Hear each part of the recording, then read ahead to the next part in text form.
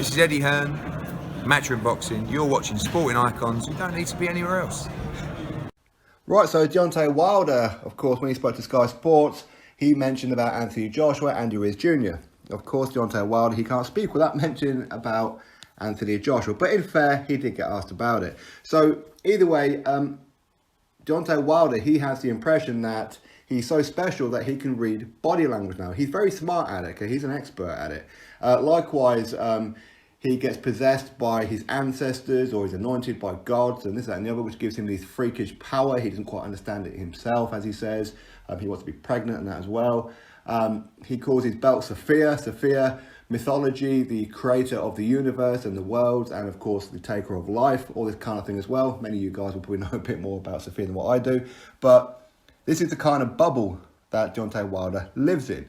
Either way, he says that Anthony Joshua, he could read his body language, and this doesn't bode well for him in the rematch. So we'll get straight into Deontay Wilder's statement. I really don't believe that Joshua is ready for the Ruiz rematch. I'm one of the people he has to prove wrong.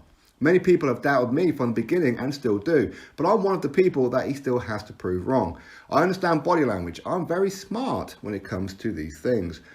What his body said in that ring showed me everything I need to see. Only the fighter would know within himself.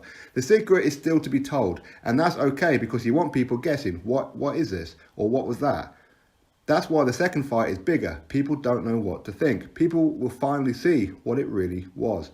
If he's not right, and people are saying one thing, but he does another, then people have their own perception of what they think about him afterwards. People say if he loses, it's over. There's more pressure on him. When I talk about this situation, I feel drained. Trust me, I have a sixth sense. Deontay Wilder's statement. See, so let's throw in the sixth sense on there as well, and he's a great body language reader. I think that with all these special abilities that Deontay Wilder has, I think he should be part of the League of Justice or the X-Men, or work as a medium or a detective or something, because he's that damn good. He's that damn special. He's unbelievable. Okay, he walks this earth like a god, as Charles Martin once said. So Deontay Wilder, as I said, he lives in like his own little bubble. He can read body language. Now, he didn't see anything that happened with Anthony Joshua against Andy Ruiz Jr. that we didn't see. Most of us could see it before the bell went. We could see something wasn't right. What that something was, we don't know. Anthony Joshua, Eddie Hearn, of course, have denied that there's any kind of problems with concussion, anxiety, all these kind of things. Who knows if any of that was true? Ultimately, we ain't going to find out. And the reason we ain't going to find out is because if something did happen for concussion or his own panic attacks, for example, and he stepped foot in the ring anyway, the board would throw the book at him. Okay, and of course his team for allowing the fight to happen. So of course we're never going to find out. But maybe nothing was wrong. Maybe Andy Ruiz Jr. is just the wrong kind of guy for Anthony Joshua. We've seen Joshua struggle against smaller guys before. And as I said before the fight, with Andy Ruiz Jr., forget what he looks like.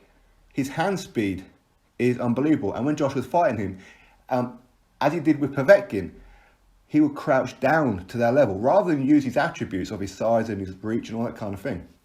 But either way, he got caught with a shot and it all went domino effect after that. But the body language was there for everyone to see. So it's not like Wilder's doing or seeing something special that other people ain't seeing. But the way that he's talking is like, well, this is the same thing's going to happen in the rematch. As in Joshua, he's shot, he's over, he's done now. Well, he took one loss. Technically, Wilder's got a loss on his record, but he got changed to a draw because they screwed Tyson Fury. Again, fact. Now, so because Joshua lost to Andy Ruiz Jr., does that mean that Joshua cannot beat Andy Ruiz Jr.? Maybe, as I said, maybe Andy Ruiz Jr. is just the wrong kind of fighter for Anthony Joshua. Maybe, okay? Every fighter has their boogeyman, okay? But just because Andy Ruiz Jr. defeated Joshua and Joshua's body language was whatever it was, does that mean it's going to happen again in the rematch? Maybe, but unlikely, right? Unlikely. Joshua's going to go in there with a totally different mindset. So let's flip it. Let's use Wilder's word, shall we? So does that mean that because Wilder stopped Luis Ortiz in their first fight, then the same thing's going to happen again? Because if that's true, if that's what happens, then what's the point in us buying the pay-per-view for Wilder versus Ortiz? What's the point of us watching it? What's the point of us going to the arena if we know what's going to happen already, because it's already happened once before? See, so he's not a very, very smart guy. He really isn't. He's turning people off buying his pay-per-view even more so than what they were originally, because nobody's asking for that rematch. So he just talks absolute nonsense. He really does. And trust me, I've got a sixth sense. What are you talking about? Yeah, you've got a sixth sense when you know that there's certain fighters that you don't feel confident of beating, so you avoid them, like both the Klitschko brothers, like Dillian Whyte and Anthony Joshua. You turned down $100 million to fight Anthony Joshua. You turned it down. You didn't even try to negotiate. So again, what Wilder's talking about, I have no idea. I really don't. Ultimately, in the rematch with Joshua and Ruiz, maybe Ruiz does him again. Maybe. Personally, I don't think so. I think Anthony Joshua is going to put on a very, very good, dominant performance. Will he stop Ruiz? I don't know. We've never seen Ruiz stop before. But again, just because Andy Ruiz Jr. beat Joshua once before doesn't mean it's going to happen again. You see, people seem to think that when you defeat somebody, then you kind of like own their soul and all previous opponents beforehand. It doesn't work that way. Again, case in point, Joshua defeated Joseph Parker. Joseph Parker defeated Andy Ruiz Jr. Andy Ruiz Jr. defeated Anthony Joshua. See, so anything can happen on any given night. Wilder, you're not special.